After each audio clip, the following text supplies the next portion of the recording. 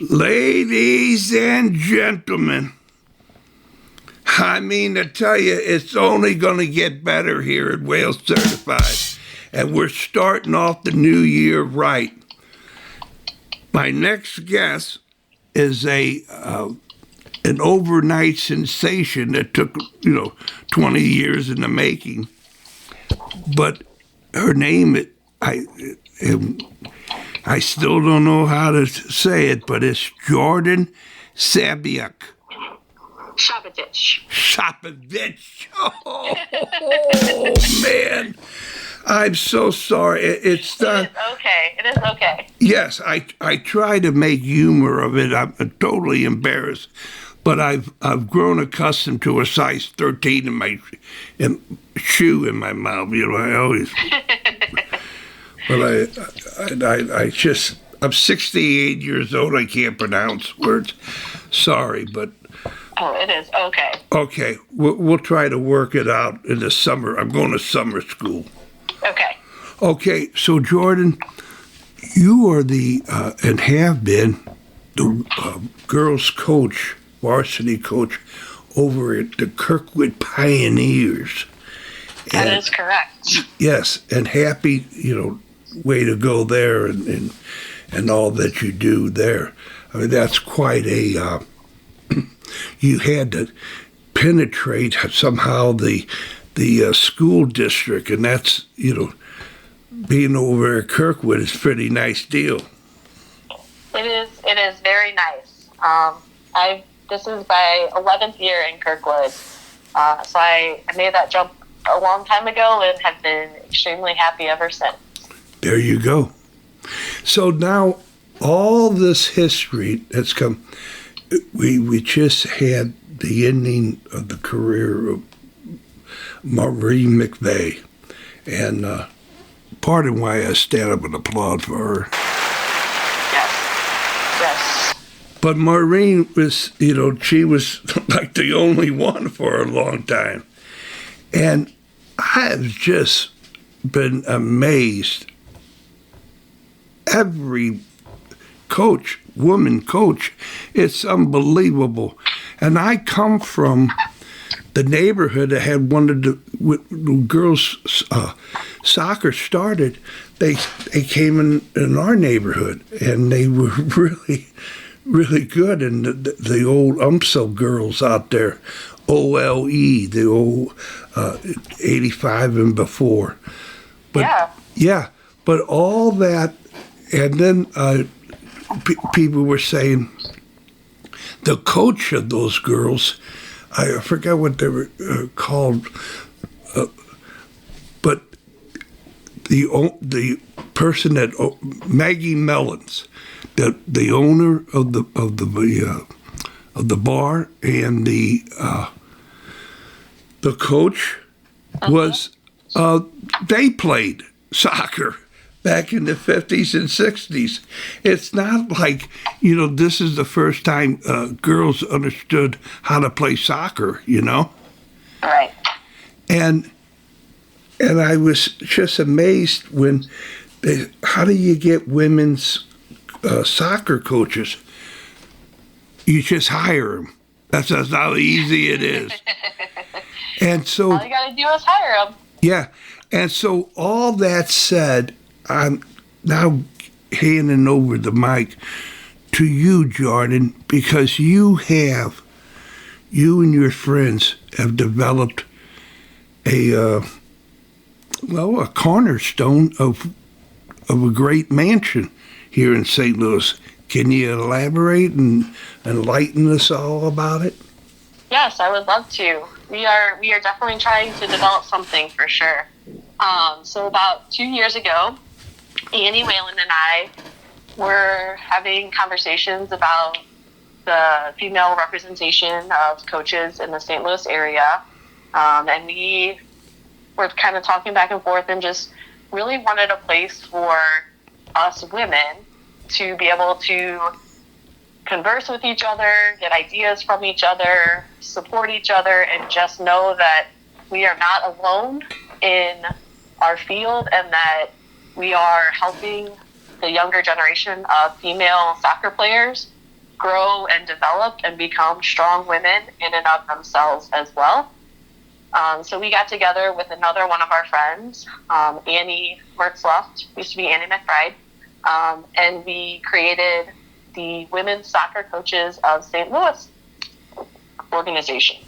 And right now we have a Facebook group for all of our members to be parts of, and we share drills, we share successes, we share hard moments, and we just have that space for us to come together and learn and grow and just be women supporting women. That's right. And I guarantee it needs to be said. It needs to have that building. It needs that cornerstone, and you're developing it. But in my way, and well certified way, there is no discussion about soccer without women involved. 100%. 100%. And that's why you're well certified, Jordan. That's why you're well certified. Because the conversation of soccer has evolved that, if you'd like to call it football, go ahead. But in St. Louis, it's soccer. And at St. Louis, the women's game, the girls' game, doesn't have to take a backseat to nobody know how. No, and I mean, we felt like, the boys get a big stage, and that's great. Like, we support them as well, but there weren't as many resources for women specifically. So we just wanted to start to try and create that space and that opportunity. Yeah. And, when all the evolution, because you have to, every week or month changes about the rules for recruitment in the NC. Oh, my gosh. Yeah. Yeah, that's a crazy situation, too. Oh, yeah. But it's one of the reasons why, the Hatfield and McCoys about the clubs versus the high school versus the national team versus this, the leagues and this and that, is that, the girls, they want to go to college too. They want to use soccer as a pathway for, enjoyment of life. 100%. And we come from that college background of playing soccer too, and so we want to see our players get to that next level. We want to provide those opportunities and get them there just as much as anybody else. Yes, yeah. And they're not asking for a handout or, a hand up. You got to be able to perform. And the St. Louis girls, they have really put it together.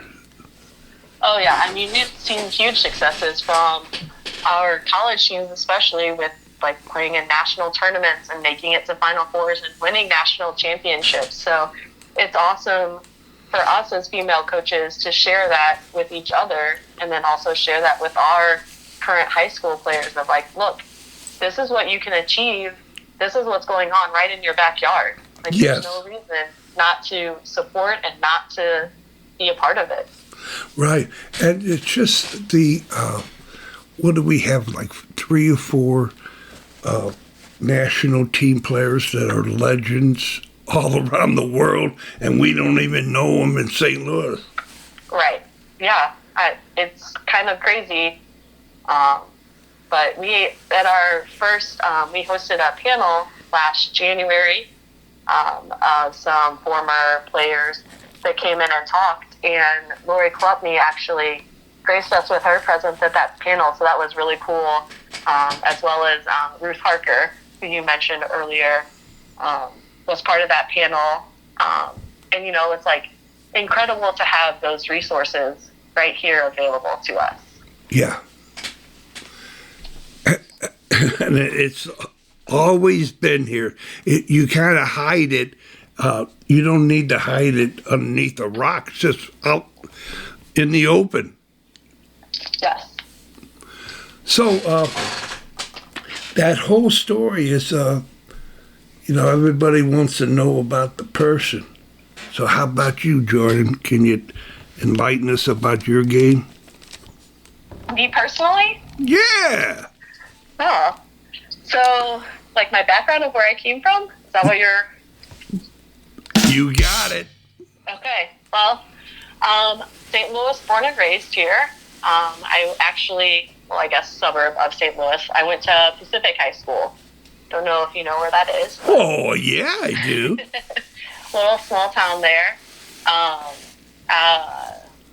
Hold some scoring records and assist records there. And then I went to Lindenwood and played at Lindenwood and got my degree in math education. After that, I played a little bit for St. Louis FC, which was kind of a newer semi-pro in the WPSL league. Like there was River Cities, and then we were this side of the river team that formed. So I played for them for a few years, and then started coaching when I was in college, actually, and that's where I met Annie. I coached my junior year in college at Parkway West with her. Nice. And ever since then, I've continued my coaching career. Yes. And the story goes, are your shins healed since you played Union High School? I think we probably dished enough back to them as well. So. Oh, okay. All right. Oh, man. But that's the beauty of the game for me, is the rivalries that go on. That, man, it's, this and that. It's you bring it, your personality. Someone talks about tips, is that you get your techniques and your technical way, and then you got your insights, and then you got your personality. Yes. Followed by your speed of play. So that, and I like that. Yeah, there you go. That's a tip for the day. Bum. Yeah. But Jordan, far as all the times of you playing as was there, underneath the starlit skies of Pacific, you and your friends talked about where you're at right now and how it's going to be, or wasn't even a dream? I don't think any of us ever really thought that women's soccer would be what it is. I know that in my little childhood brain, I had always wanted to be a teacher and coaching. Like, I didn't ever want to give up soccer. And I knew that, coaching would be the perfect pairing with being a teacher. So I definitely had those conversations. But I don't know that we necessarily thought that women's soccer would be as big and as popular as it is now, coming from where we did. Well, being that, looking at life through an equation, how do you feel the future? How is that looking for the next 4 or 5 years? Oh my gosh. Just the growth that we've had in the past 4 years is incredible. So I'm so excited to see where we go in the next 4. Just alone with the Champions League coming for both boys and girls, I think that's awesome for some of these top teams that wouldn't necessarily play each other, to see each other and play each other, especially across the class system. Somebody in class 2 might not ever face one of the best teams in class 4, and now they get to kind of match up with each other. And yeah, that's pretty incredible. And it's something, it's like a goal that we can put on our girls' plates now. You guys, you're capable of this. Yes. Now all you have to do is just prove it and get out there and do your job and have fun doing it. It's always fun to win. It's always fun to score goals. Let's just do that. I just got goosebumps that you are now in the Whale Certified Hall of Fame, sister. You know your game. You know how to motivate. But that's the beauty of it, isn't it? Is that you say, hey, man, impossible? No, well, the word I'm possible is impossible, baby. I can. Oh, yeah. Yeah, you go. There you go. There you go. And the story comes out is that, hey, the sky's the limit here. Right. Don't limit yourself. And for God's sakes, help me to get with the X's and O's here, Jordan, about women's professional soccer in St. Louis, a stadium, this, that, everything. Do we always got to take a backseat to everybody? I think part of the problem is, like, we have the community, just nobody wants to, like, take that first step towards it because they're so afraid of failure. And I get that. I mean, we had professional soccer before, and I went and saw a couple of the games, and it was great. Like, we can bring that back. We just have to, somebody has to not be afraid of failure in the first couple of years and just go for it. Yeah. How about that? We had professional women's soccer in St. Louis. AC, you there? Yeah. Yeah, AC St. Louis. Was it not called that or what? I think it was FC St. Louis. Oh, okay. Or St. Louis FC. Yeah. Yeah. Hope Solo was the goalkeeper. Solo, Lori Kolupny, Yeah. Well, I didn't. I was working day and night. And what about you? Did you go to any of those games? I did. I managed to see a couple. They played over at SLU when I saw them play. So, yeah, it was a great experience. Right. And so I want you to know that I know that you know. When I think of Pacific, the area Pacific, I think of the soccer team at Pacific instead of, the Six Flags. I said, they got a hell of a soccer team over there. They do, and that program at the high school has built up really well over the past few years too. It makes me proud as an alumni. Yeah. I did a game over there. It was a playoff game, two different teams, but they played at Pacific, and I was up in the press box, and I did the and they talked about. Yeah, we won the districts of the conferences like 15 years in a row or something. Yeah. Well, that was Union that won. Oh, forget about it. I didn't mention any of that. Sorry. We did. For a long time, Pacific was not part of any conference for soccer because there just weren't enough female soccer teams in our conference. But I do like to boast that the first 3 years were my sophomore through senior year. We won conference every single year. There we have it. We have it. Posterity. Yes. So it's going up to where you talked about the high school girls champions league, and one cannot talk about it without identifying the virtuoso called a Maddie Di Maria. Oh my gosh. I mean, that's whatever. As soon as you mention, you name drop that name, that's what the responses are. Right? Yeah, she's an incredible player. Yeah. And how it is, the ball's coming to her. Everybody does.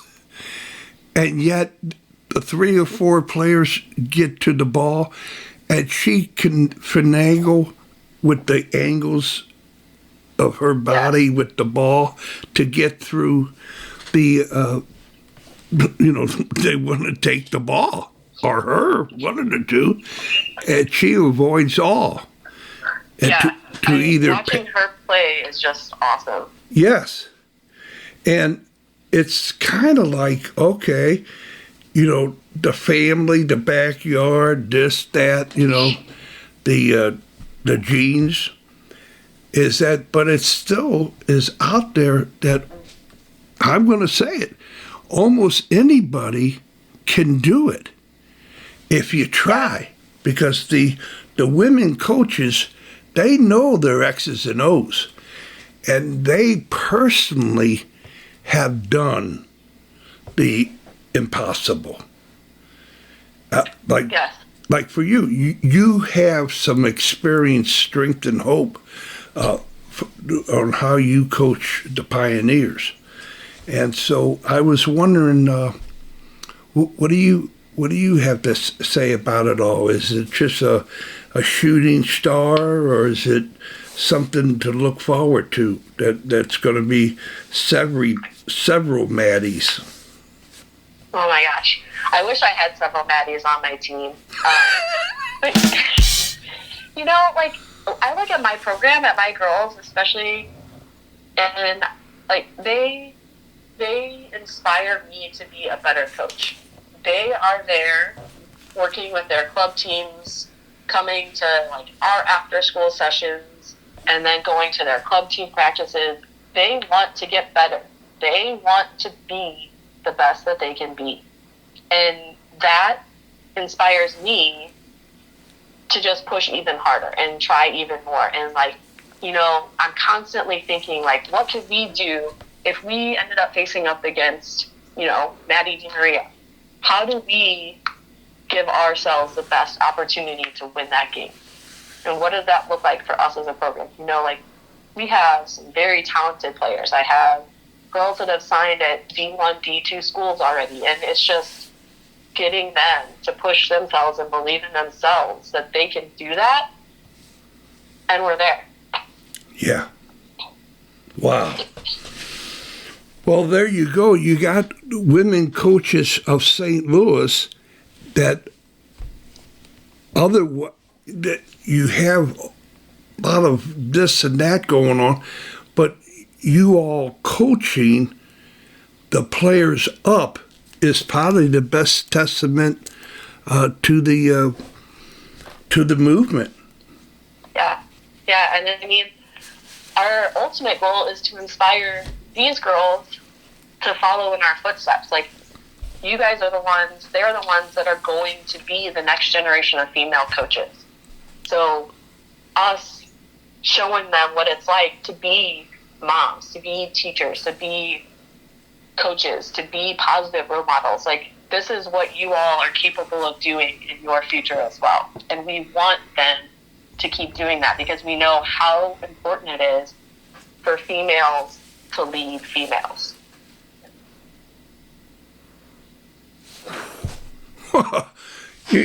I'm going to be rewind, and listen to this several times.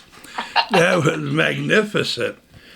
Well, Coach, unless there's some rocks we didn't look under, if you wanted to put the movement best forward, and that, and if you want to go down the avenue to what the Kirkwood Pioneers in 2026, the spring season, has to look forward to. We have a very strong program this season. Like I said, we've got some girls that have already signed to play at Division I and Division II schools. We've got 13 seniors returning, in addition to 6 juniors coming back. So we have a very heavy upper class roster. We've got possibility of getting some really strong freshmen and sophomores into our program. And I'm just really, really excited for this group to come together and, push each other. And I've talked to the girls, and they see it too. They know how deep our roster is, how good we're looking for the spring, and the energy is really high for us right now. Well, correct me if I'm wrong, but you weren't able to qualify for this year's Champions League, but Correct. your team this year can qualify for next season. That they leave a little something for the Pioneers. Yeah, and I mean, we play a very tough schedule. I mean, we really don't have any breaks on our schedule. So just these girls are playing top teams day in and day out. I mean, we've got Parkway West, we've got Merrick's, we've got Lafayette, Marquette, Eureka, Rockwood Summit. You know, like, there's not a break in our schedule. So just putting our best foot forward in all of these games pushes us where, you know, people talk about us. And even I was listening to the Koryazu Merrick's, is that right? Yeah. State final last year. Yeah. And, you know, like, they even brought us up in the commentary for that because we are playing all of these teams that are going to the state tournament, state finals, and, you know, competing well with them. So we're there. We just have to find that jump to that next level. Right. It's that the parity is really super, is that all those teams you mentioned, along with the Kirkwood Pioneers, are potential state champions. It's insane. Yeah. Okay, so there you have it. I mean, did I already put you in the Hall of Fame? You're the well-certified Hall of Fame, Jordan. It doesn't, you know, you got to earn it. And you did just unbelievable. I appreciate that. Oh, yeah. And, but what would come out is what a custom here at Whale Certified is to be able to say what you want to say to who you ever want to say it to for as long as you want to say it for. This is your opportunity.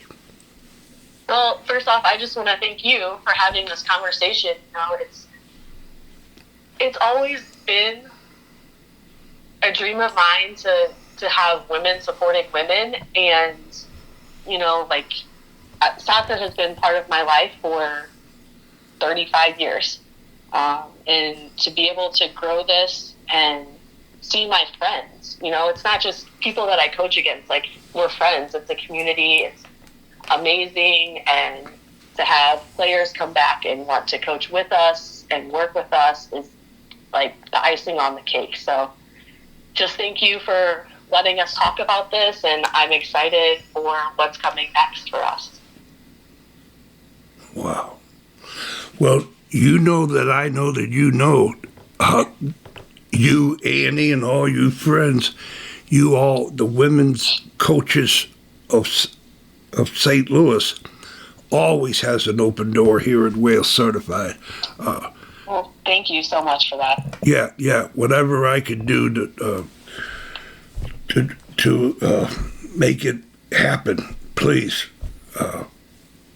The hamsters I got going, my little podcast of, obviously, you know, the mathematical equations of having a technician to help me out here, but I'm trying as best as I can with what I got. And, you know, I'm good, but I'm getting better. Yeah. Hey, there's always room for growth, right? Yeah. And so here we go, man. We're going to be traveling the journey to extraordinary together on here. So I want to wish you and your team and your, do I call it a foundation or a movement? What do I call it? An organization? Yes. As simple as that. Beautiful. That, you know, what a great organization. And you know, when Whale Certified started to help, that's why it was out to inform, to entertain and inform people about current events and what's happening. And you have made it, well, I feel as if I've already made my goal for 2026 already with your episode. But, I got to top it. I got to, reach for the sky. Yeah, yeah. So keep pushing yourself to that next level. That's right. Okay, Jordan, the best to you and yours. Thank you. You as well. All right now. Bye-bye.